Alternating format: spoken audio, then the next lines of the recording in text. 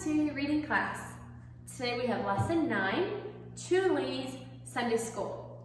Chuli is about a child from another country, and very interesting story.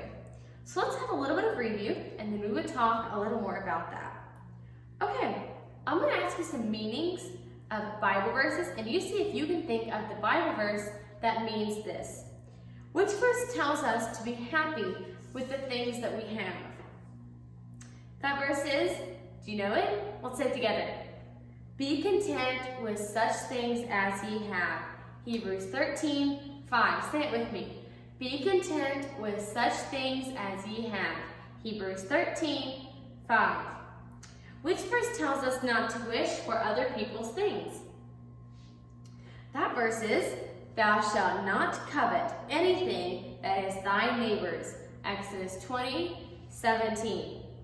Thou shalt not covet anything that is thy neighbor's. Exodus 20:17. And which verse went with the story to make a habit? Let's say that verse together. And he said, go again 7 times.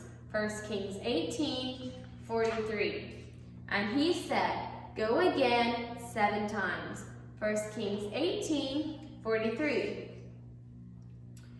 Okay, so in this story, it's in a setting about a little church in Japan. And it talks about heathen and about heathen temples in this story. Heathen temples are not like the temples that you read about in the Bible. In the Bible, they had temples, and it's where they went to worship God, okay?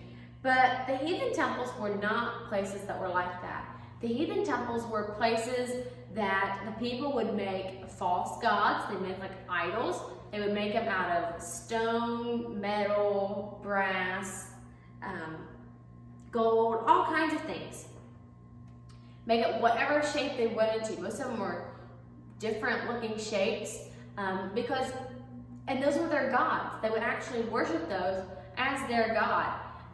They didn't know how to make them, so they made them any shape. They just used their imagination, whatever they thought their god looked like, because it wasn't real, so they had nothing to go by on how to make it. So they just made anything. And these temples were where they kept their idols or their gods, their images, and that is where they would go to worship these things. Okay, let's go over our study words. Commandments. Number 1 is commandments. Number 2, heaven. Number 3, images. And these images were like their idols. Number 4, Japan. Number 5, learn. Number 6, stood. Number 7, temples. Number 8, together. Number 9, verses. Number 10, worship. Read the list yourself 2 times. Say it to somebody else. Have them sign the little triangle. And let's go on to part A. Part A says, write a study word to fit each meaning. And then it gives you 4 meanings. A place where God lives. Where does God live? You write the study word. Rules that God gave us. What are the rules called that God gave us? Idols. What is another word for idols? And to pray and sing. To pray and sing to God. What does that mean? Or what word means that? Okay. On the top of the next page, it says sounds of EA. When 2 dogs go walking, the first one does the talking and says his own name. So normally EA would say E, right? That's the very first rule that we learned, as in seat. This was a rule that you learned when you were learning to read. Now you will read words that do not always follow this rule. So we've already learned that EA can say or E, right?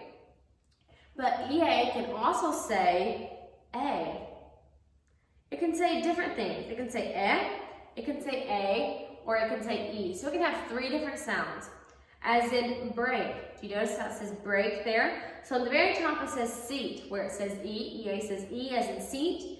EA can say A as in break, or it can say as in bread.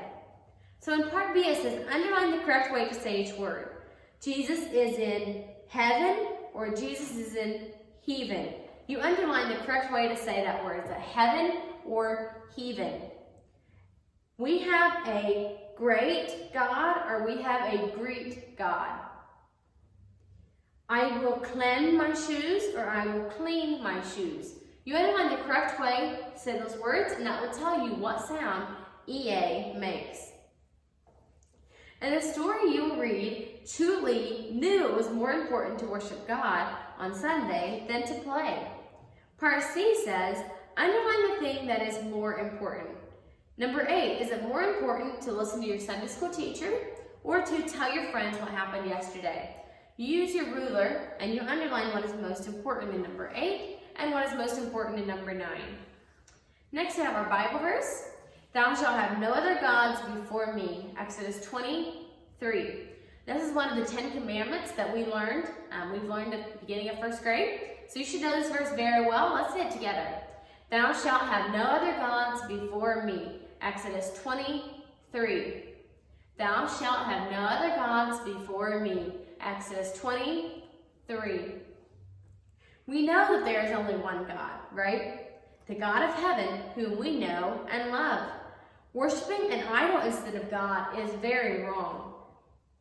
If we obey this commandment, we will always have someone who will take care of us and someone who will provide for our needs. That someone is the God of heaven. He is always with us and knows everything and is all-powerful. So these idols that these people in Japan worshipped, could they help them? Think about this. Does God help you? Does God help you maybe maybe sometimes that you're really scared and you pray to God? Does he help you to not be afraid? Or maybe you lose something and you pray that you can find it and you find it. God helps us in many, many ways. First of all, he sends us rain. He sends us sunshine. He created us, right? So he helps us in lots and lots of ways. He helps us. He takes care of us.